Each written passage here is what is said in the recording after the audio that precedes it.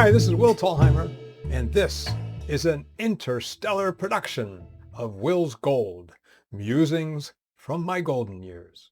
Today we'll be talking about spaced repetitions, and I'm going to get you started out with a couple of questions. Here we go. Will's Gold number 2. Here's your first question. Repetition has powerful benefits for learning if it isn't rote, boring, or irrelevant. What's the best way to support remembering with repetitions? You're going to have 3 choices. Choice A, repeat concepts fairly close in time. Choice B, repeat concepts at fairly long intervals. Or C, repeat at a slight delay, getting the benefits of both short and long delays. Make your choice before we go on to the next question.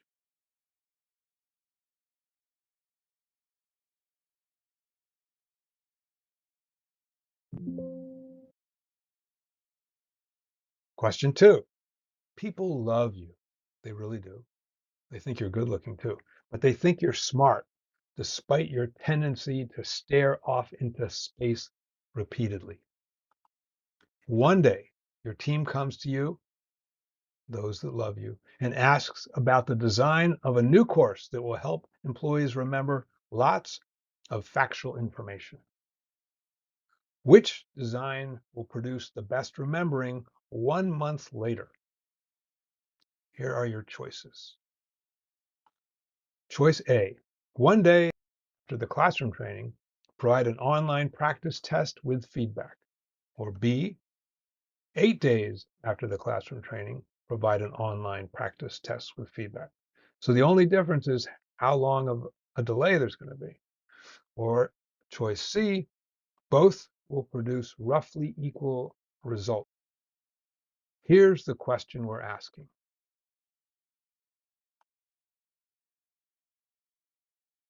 Okay, so we're providing classroom training, and then 1 day or 8 days later, we're going to provide online practice with feedback.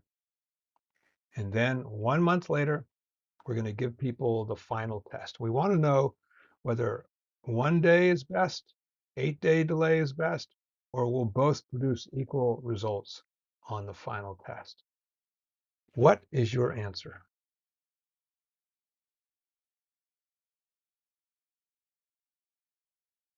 Essentially, the first 2 questions are asking this question.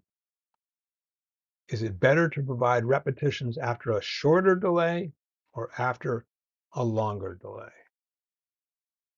Or does the delay not make a difference at all?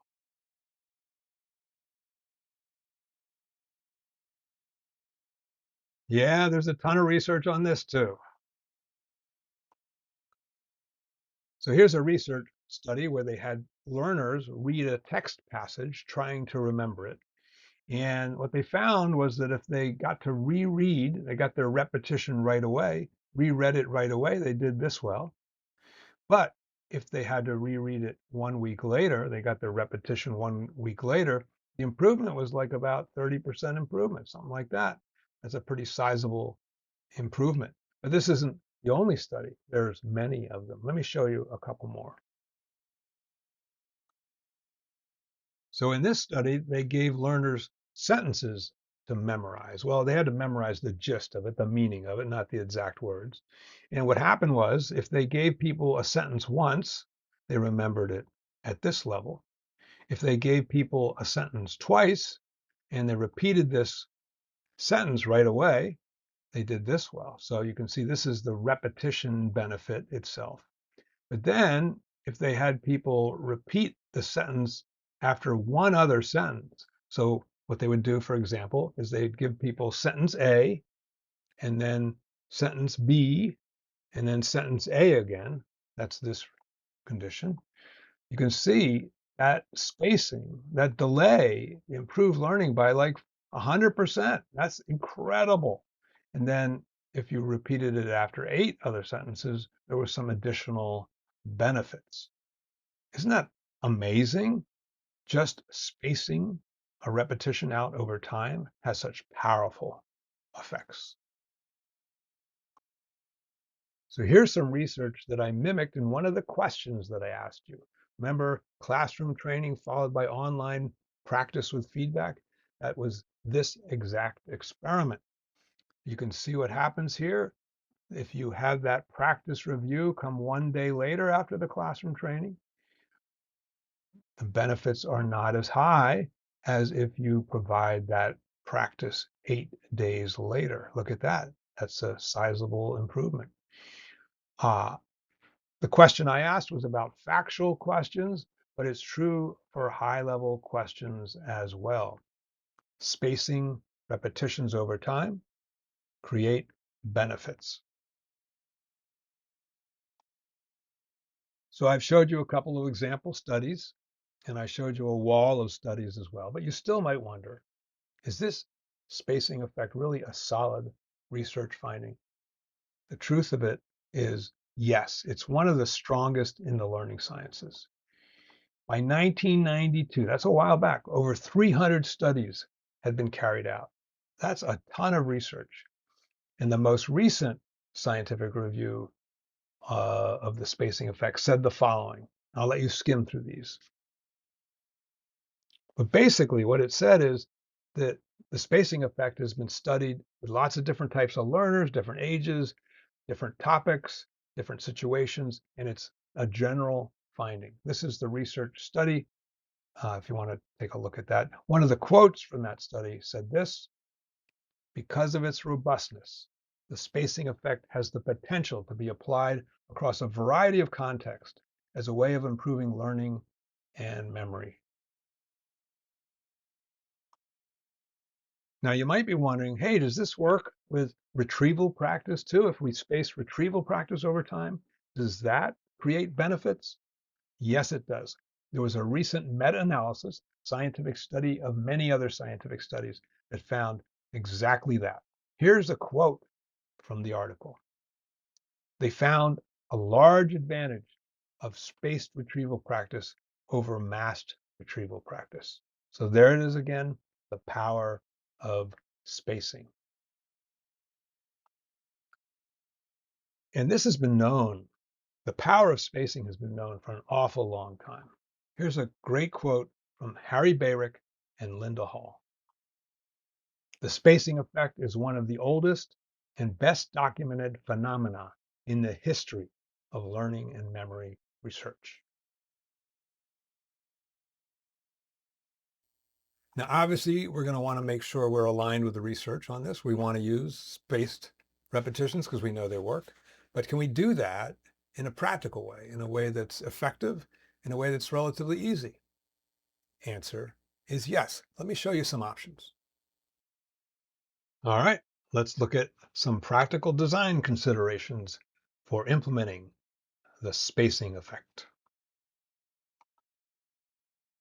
First of all, chapterizing is bad. Now, what do I mean by chapterizing? Doing this, right? We often do this. We're instructional designers. We try to be organized. We start with topic one, and then we go on to topic two. We don't go back to topic one. Then we go on to topic three. We don't go back to topic one and two. This is a bad design. There's no repetitions in there. There's no spacing. It's a missed opportunity. Okay, so we don't want to do this chapterizing. What can we do instead? We can do something called interleaving. Works like this.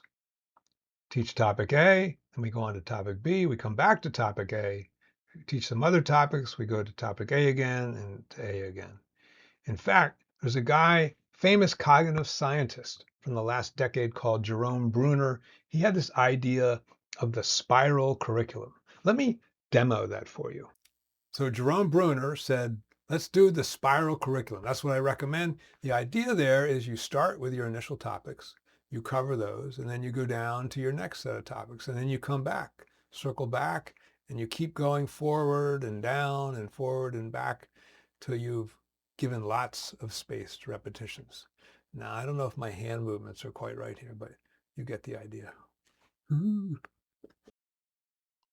So maybe my hand movement rendition wasn't fully uh, effective, but let me give you a slight spaced repetition.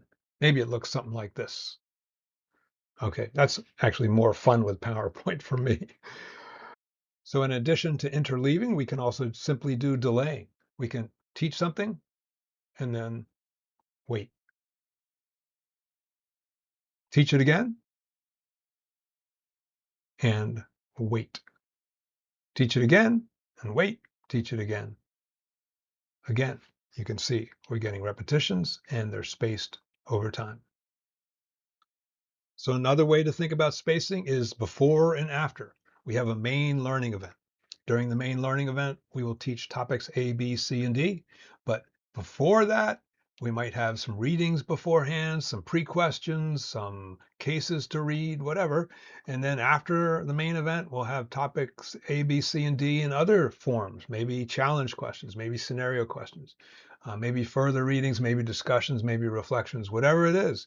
There we have three opportunities: before, during, and after. Again, just another simple way to do spaced repetitions. So we can do that, right? Fairly straightforward. Absolutely. You may even heard the old advice to speakers. Tell them what you're going to tell them, and then tell them what you told them. Spaced repetitions even there. Now, you might wonder, well, how long should these spacings be? Great question. So in general, the advice is longer is better. So 2 weeks is better than 1 week. 1 week is better than 3 days. 3 days is better than 1 day. But even in short time frames, 60 minutes is better than 30 minutes. And 20 minutes is better than 10 minutes. You might think, well, I just create short e-learning programs. I don't have time. We can't do spacings. That's not true. You can. Even in a 30-minute e-learning, you can do some spaced repetition in there. You have to be creative, but you can absolutely do it. Now, in the early 2000s, I got very interested in all of this, did a lot of research on the spacing effect, wrote a research to practice report on it, and I even coined a term. The term was called subscription learning. And it never took off, and that's okay. But I'm going to share it with you now, talk about it a little bit, because I think there's some wisdom behind the concept.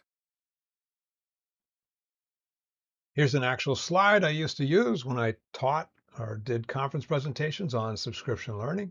You can see micro-learning nuggets delivered over time. Yeah. The metaphor I was using, I often told a story about how, as a business person, as a consultant, you're a business person. And that, for many years I would read I would get a subscription to Inc. magazine, Fast Company, Harvard Business Review, and I would read them for a few years. And what they did, not every issue, but there'd be repetitions in the issues. They would begin to repeat themselves.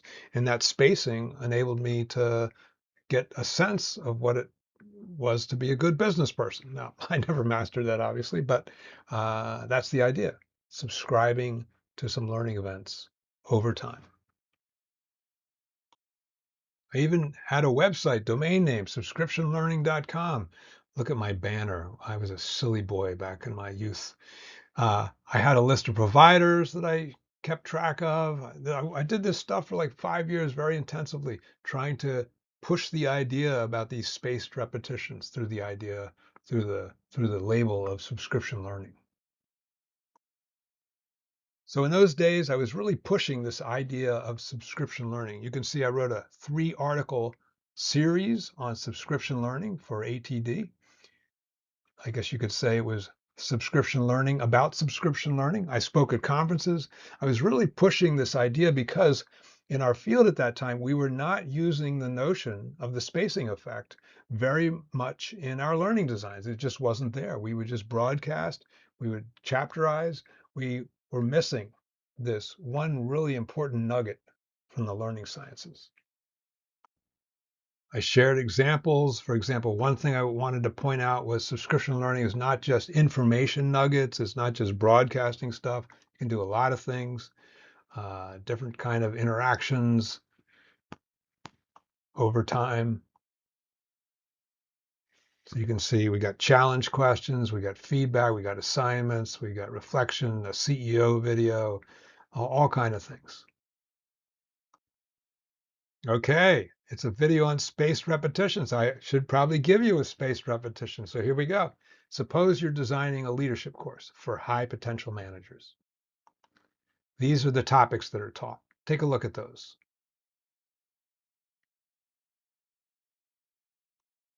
So who will remember more about these topics 1 month later on April 1st? Those who were in the week-long program taking place over 5 days on February 25th through 29th. Those who were in a 5-week program on February 1st through 29th. They both had the same end date. Do you think one of those will be better, or do you think C, both will produce roughly equal remembering? So take a few seconds to think about this. What's your choice? Have you made the choice? Okay, so the answer is C is the correct answer. What? Wait, why is that? So this question is designed to help you remember that it's not just spacing that makes the difference.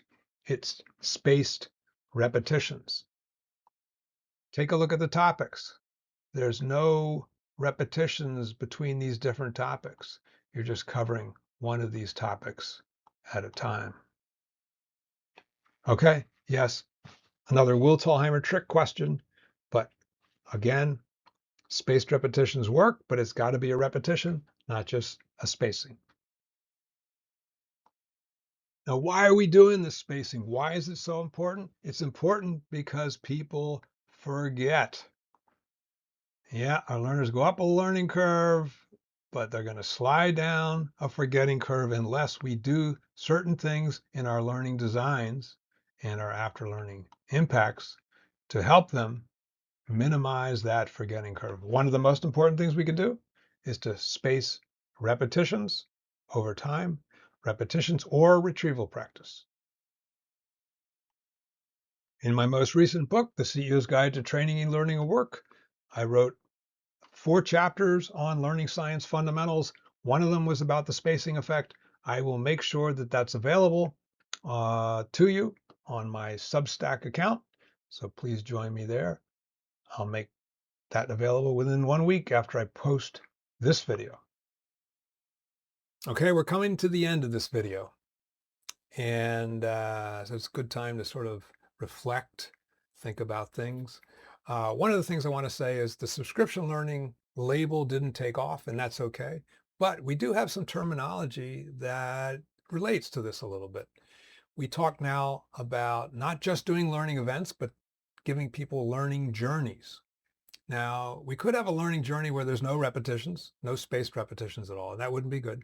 But oftentimes, we are having learning journeys where there are repetitions, not rote, boring repetitions, but actual, hey, here's some content. What do you think of it? We have a discussion. Then we say, okay, you're going to do a project on it. And then you're going to maybe get some challenge questions, some scenario questions on it, etc. You can see how this relates, how we can use the spacing effect in a learning journey. And there's lots of tools now that we have that we didn't have. We have really great learning portals where we can have these chronological learning journeys. And so I almost forgot, I should probably give you some hints about how to use the spacing effect on this video, on this content itself. So what can you do to give yourself some spaced repetitions based on this video? Well, you could, of course, wait till tomorrow and listen to the video again. You could wait for a week or 2 weeks and listen to the video again. That's okay. That'll work. But we can do more than that. You could look at it a few days from now and take notes. You could look at it again and plan how you're going to actually use these ideas in your learning design work. Or you could get your team together, look at the video. You could then have the team do some brainstorming. Well, what can we do? How can we use this? How can we do more spaced repetitions? So lots of ways for you to space this video content ideas out over time. I hope you'll enjoy, I hope you enjoyed this video, and I hope you enjoy the process going forward as well. Okay, that's it. And see you next time in the Will's Gold series. Thanks for listening.